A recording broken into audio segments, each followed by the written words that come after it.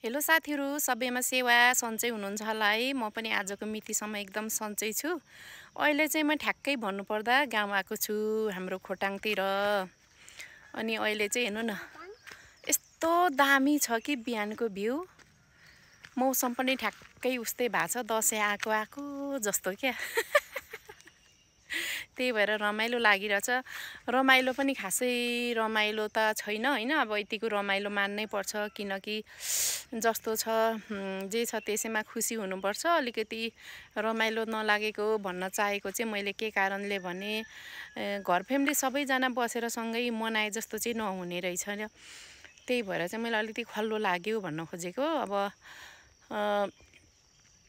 एउटै आँगनमा दिदी बहिनी दाजुभाइ एउटै आँगनको धुलोमा खेल्दै हुर्किन्छ है।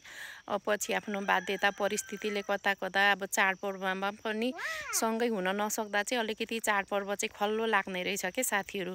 त्यही भएर त्यति मात्र भन्नु खोजेको, नराम्रो नसोच्नु होला है त। अब म तपाईहरुलाई यो बिहानको भ्यू चाहिँ देखाउने छु, कस्तो लाग्छ, राम्रो या नराम्रो है। अहिले मौसम चाहिँ एकदम राम्रो खुलेको छ के। ल हेर्नु है साथीहरु, हाम्रो घरदेखि देखिने भ्यू। यो पारीको अग्लो डाँडा भनेको यो चाहिँ सुनापातल डाँडा भन्छ यसलाई चाहिँ, यो डाँडालाई। अनि त्यहाँदेखि उता तल तल देखिने भनेको सुन्तले सिस्नेरी। अनि त्यो पारी देखिने चाहिँ फेरि त्यो कुन ठाउँ हो यता चाहिँ मलाई थाहा भएन। हेर्नु त कस्तो दामी देखेको छ, घाम आइसकेको छ। घाम सँगसँगै सुन्दर बिहानीको सुरुवात भइसकेको छ। हामी चाहिँ एकछिन मेरो सानो भदैसँग निस्केको छु। यहाँ छ मेरो साथी हो नि त। म गाउँ आएपछि उही हो मेरो साथी। रमाइलो लाग्छ बच्चा बच्चीसँग खेल्न। निशाना मेरो सानो भदै हो नि त। हेर्नु न कस्तो मजाले बादल निस्किन लागेको। अब एकछिनपछि चाहिँ पुरै फेरि डम्म हुन्छ। तर आज सायद त्यस्तो नहोला, मौसम एकदम क्लियर नै होला जस्तो छ। साथीहरु तपाईहरुकोतिर के छ मौसम है? अब एउटै हुन्छ भन्न सकिँदैन दसैँको बेलामा। अनि के छ तपाईहरुको दसैँ कस्तो चलिरहेछ? हाम्रोतिर त यस्तै छ। यो चाहिँ यो रोड चाहिँ चिसापानी अनि बारापोखरी जाने रोड है साथीहरु।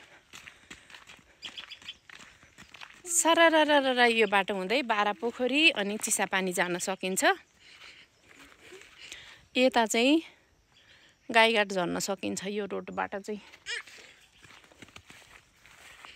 अब म यहाँबाट झनै राम्रो भ्यू निकाल्ने छु, देखाउने छु। ल हेर्नु त, यहाँ तल देखिने चाहिँ हाम्रो घर हो। बिहानको भ्यू चाहिँ एकदम रमाइलो लाग्छ कि आमामामा। भिडियो बनाऊ फोटो खिचौँ जस्तो लाग्छ।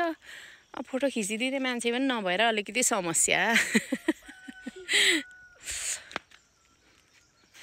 क्या दामी छ हौ गाउँको भ्यू। त्यही पनि बिहान बिहानको कोदो हरियाली भएको छ। त्यस पछाडि यता इस्कुसहरू पुरै झेलिएर रमाइलो छ नि। यो रमाइलो छ, गाउँघरै रमाइलो। त्यही भएर म चाहिँ अलि छिटो छिटो आउने गर्छु है साथीहरु मेरो गाउँ, मेरो जन्मेको ठाउँ। किनकि आफ्नो जन्मेको गाउँघर त त्यो माया नै मार्न सकिँदैन। अब आउन मन लाग्छ, आफ्नो बाध्यता परिस्थितिले आउन सकिँदैन। त्यस्तै त हो हैन, बेला मौकामा समय मिलाएर टक्क टक्क आउने गर्छु म चाहिँ।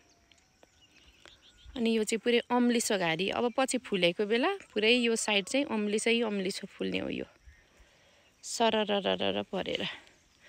यो घरदेखि पुरै देखिएको यति पुरै यो जग्गा चाहिँ हाम्रो बुवा मम्मीहरुको यहाँ परसम्म, यहाँ माथिसम्म हो। यहाँनिर धान चाहिँ फल्दैन। धानको लागि चाहिँ यो कोदोबारी भन्दा तल, यो बाँसघारी भन्दा तल खेती चाहिँ छ। यता चाहिँ फल्दैन किनकि अलिकति पानीको अभाव छ साथीहरु। हाम्रो चाहिँ डाँडामा पर्छ नि त, खाने पानी चाहिँ प्रशस्तै हुन्छ। खेतीको लागि चाहिँ अलिकति अपुग हुन्छ र धानहरू चाहिँ यहाँ खासै हुँदैन। त्यही हो साथीहरु। अरू कुरा त जे चिज पनि हुने के हरेक चिज फल्छ त्यति मात्रै हो नहुने भनेको। पर देखिराखेको चाहिँ हाम्रो पालिका। अनि साथीहरू दसैँ कस्तो भइरहेछ तपाईँहरूको? अब भोलि त टिका हो क्यारे है। राम्रोसँग सबैजनाले टिका लगाउनु होला, रमाइलो गर्नुहोला। सबैजनालाई ह्याप्पी दसैँ।